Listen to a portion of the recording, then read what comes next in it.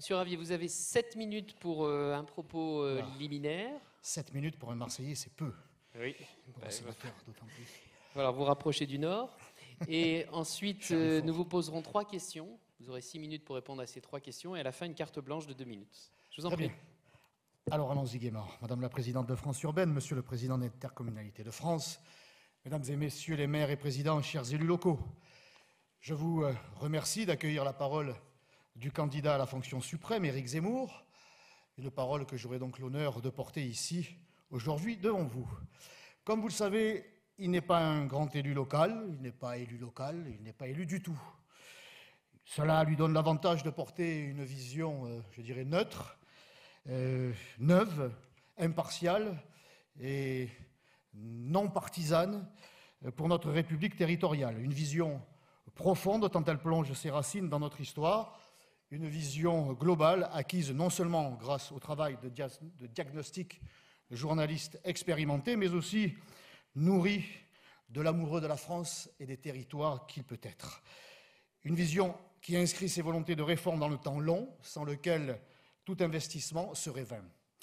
Sans aucun prisme déformant sur la question territoriale, le candidat Éric Zemmour propose une organisation administrative efficace, enracinée, respectueuse de la libre administration et du principe de subsidiarité. Ce même principe donne les pleines compétences régaliennes à la nation souveraine et répartit l'initiative des politiques publiques à l'interlocuteur pertinent le plus proche du citoyen.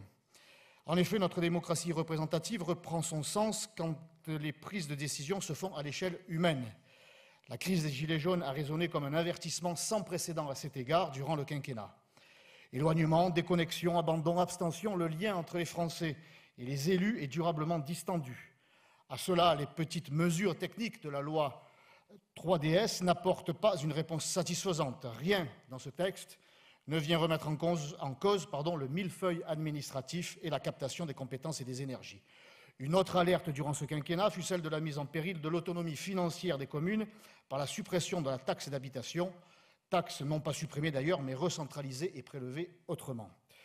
Lors de la crise du Covid-19, les intercommunalités et les communes furent à l'œuvre en tant que structures proches des réalités, souples, efficaces et de confiance.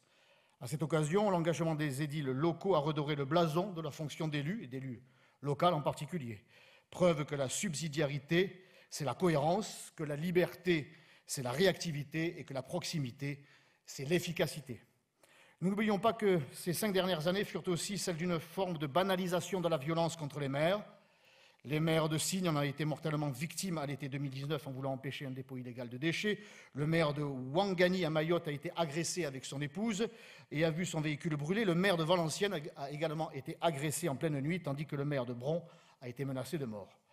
Après 5 ans de gouvernement vertical, nous engagerons un gouvernement horizontal alliant protection des élus, écoute des communes et agilité des décisions.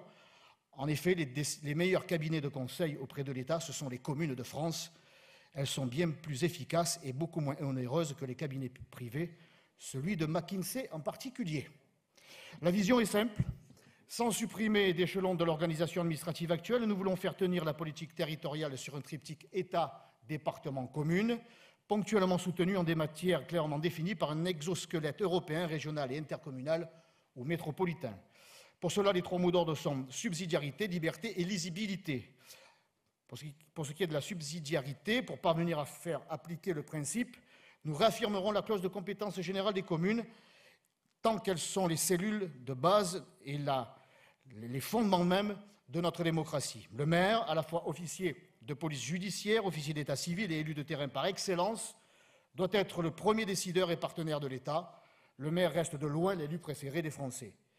Les structures intercommunales seront repensées en réduisant leur taille moyenne, leur champ de compétences et en rendant aux communes le contrôle de leur fiscalité.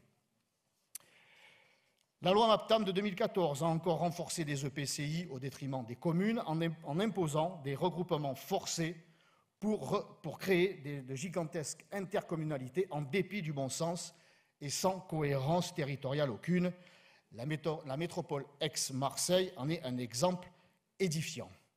Je dois le dire, sans démagogie devant vous, et en étant très sincère, les communes sont trop réduites à un bureau des plaintes de tous les déboires mais sans aucun pouvoir, ou les perdant les uns après les autres. Renforcer les villes et leurs maires, c'est revivifier le premier échelon de la démocratie.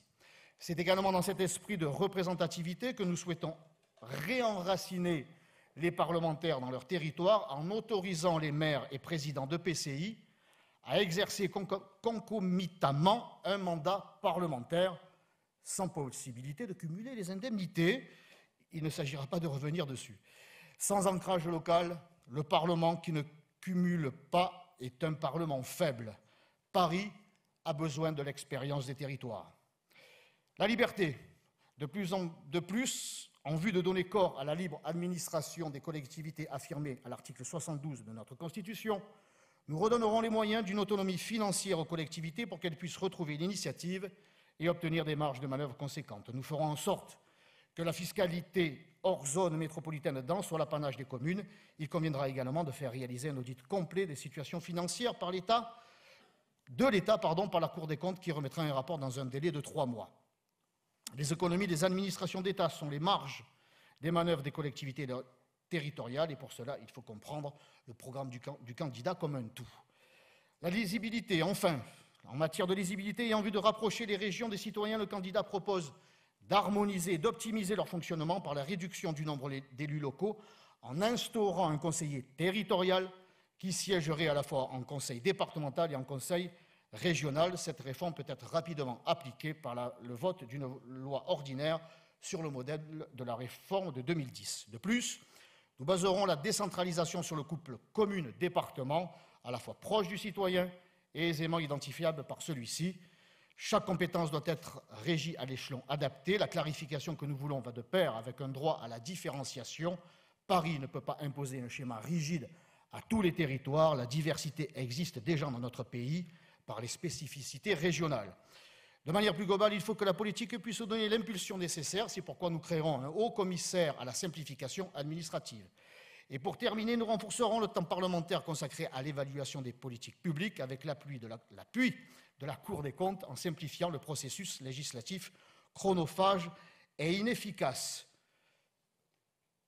Terminé? Couperé? Vous êtes pile dans les temps. Ah, vous n'avez pas terminé? Bon, il me reste 4 lignes. Ben, vous faites on prendra une minute sur la question Si ouverte. je suis le dernier à passer, les autres ne le sauront pas. Allez-y. Pour cela... On ne peut pas négocier avec un Marseillais, c'est pas possible. C'est pas possible. Alors, il faut me couper le micro. Mais pour cela, il faudra réviser la Constitution afin d'inscrire un nombre de 20 jours de séances incompressibles consacrées à l'examen du projet de loi de règlement, support privilégié du contrôle parlementaire a posteriori. Je vous remercie pour cette écoute. Bon, ça allait. Merci, Monsieur Ravier. Merci. Je vais accueillir Nathalie Appéré qui va vous poser 3 questions précises sur la conception de l'État, des intercommunalités et nos relations. Merci, Monsieur Ravier. Question précise et réponse courte en 2 minutes. La première, même si vous l'avez un peu exploré dans votre topo liminaire, est-ce que vous pouvez malgré tout nous en dire un peu plus sur la manière dont Monsieur Zemmour conçoit, au fond, la relation entre l'État et les collectivités? Autrement dit, faut-il une nouvelle étape de la décentralisation? Merci pour cette question et je vais tâcher d'être rapide dans ma réponse. Il est assez paradoxal que pour le gouvernement, de vouloir faire de la nation une start-up sans remettre en cause la suradministration. Celle-ci est semblable en de nombreux points à celle de la fin de l'Ancien Régime, lorsque l'on critiquait l'enchevêtrement des bailliages, des sénéchaussées, des provinces, des gouvernements, des généralités.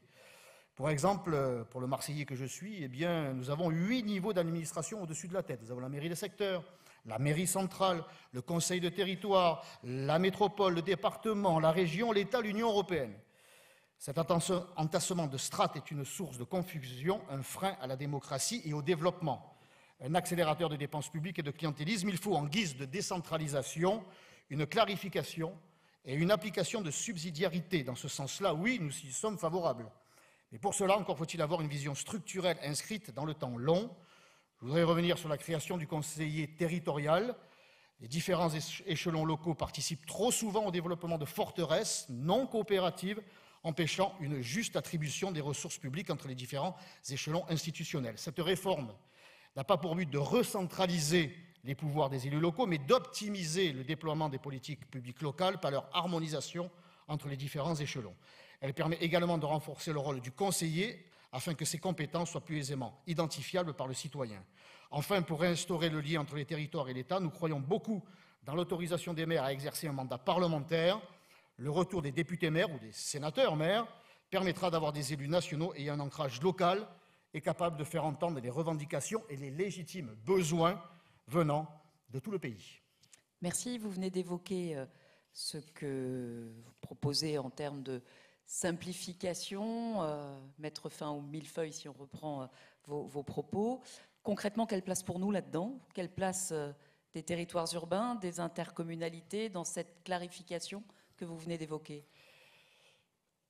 On dit souvent qu'il faut adapter les collectivités locales aux réalités socio-économiques pour justifier la création de grands ensembles intercommunaux et des métropoles. Cette maxime cantonne les débats à une réalité changeante et réductrice. Certes, il y a un intérêt à la coopération intercommunale, elle est bien antérieure aux structures que nous connaissons et que vous représentez. Pour l'instant, les lois MAPTAM et NOTRe n'ont pas engendré l'optimisation des dépenses qui étaient annoncées. Elles les ont souvent multipliées. Notre vision se base en priorité sur le triptyque État, département, commune, en vue d'appliquer le principe de subsidiarité, comme je vous l'ai expliqué. C'est pourquoi nous voulons repenser les structures intercommunales en réduisant leur taille moyenne, leur champ de compétences et en rendant aux communes le contrôle de leur fiscalité.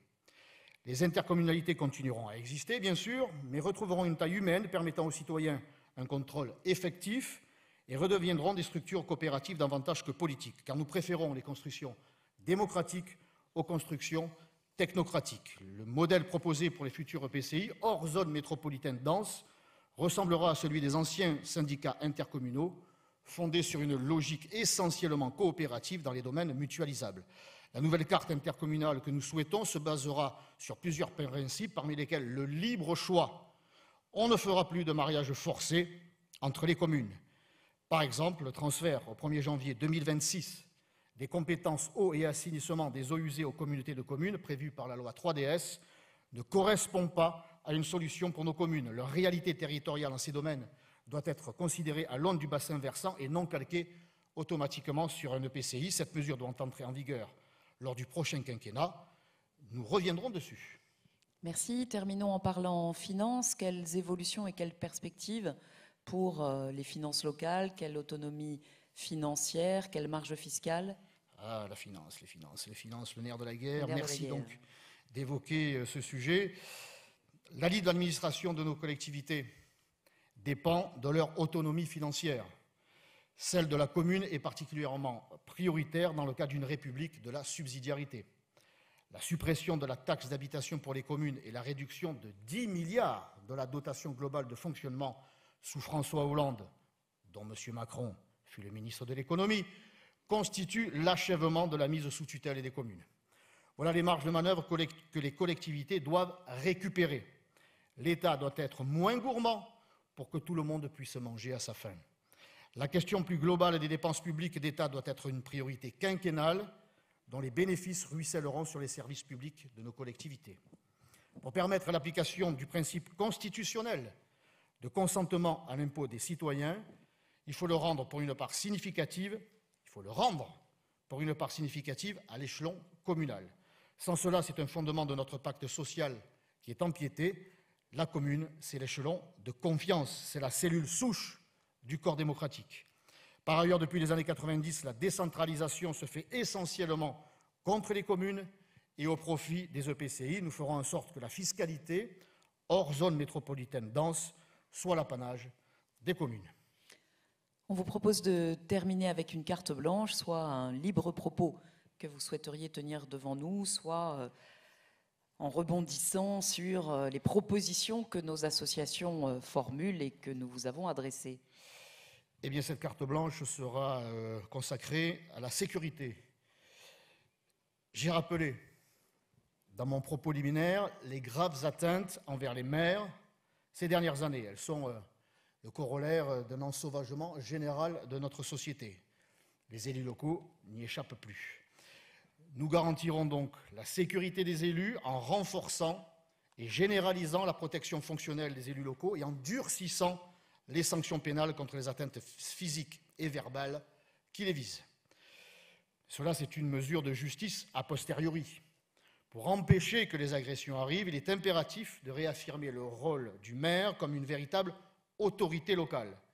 Pour instaurer cette autorité et garantir par ailleurs la sécurité des citoyens, nous souhaitons que les polices municipales puissent être plus facilement armées en les accompagnant dans la formation et dans la mise en place des moyens. Le pouvoir de police du maire est une application concrète de la compétence régalienne de l'État en la matière. Le domaine de la sécurité doit être un précurseur dans la co-construction horizontale État-commune. C'est pourquoi la police municipale sera affirmée comme un élément moteur de la sécurité territoriale au sein du continuum de sécurité qui lie les différentes composantes des forces de l'ordre. Les polices municipales doivent en outre se voir accorder l'autorisation de contrôler les identités des personnes sur la voie publique et, de manière générale, se voir déléguer des compétences de police judiciaire. Ces agents municipaux sont souvent les seuls et en effectif très réduit à pouvoir intervenir dans les communes rurales, mais sont symboliquement et juridiquement dépourvus de moyens d'action suffisants. À Nice, les agents municipaux furent les premiers en mesure d'intervenir contre le terroriste islamiste qui avait déjà eu le temps d'assassiner 3 personnes dans la basilique Notre-Dame. Ils ont mis néanmoins un terme à un drame qui aurait pu être de plus grande ampleur. Enfin, les infrastructures informatiques et les process doivent être révisés pour faire face à la menace des cyberattaques et cyberterrorisme. Une victime sur 5 de cyberattaques est une collectivité territoriale selon l'Agence nationale de sécurité des systèmes d'information.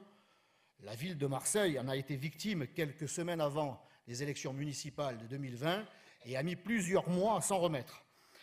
Il faut donc comprendre la sécurité comme un tout et faire évoluer notre appréciation des défis grâce aussi à l'échelon local. Merci. Merci, Monsieur Ravier. Nous allons vous remettre les manifestes de nos 2 associations et vous remercier de votre participation. Je vous remercie, messieurs, dames. Merci pour votre écoute.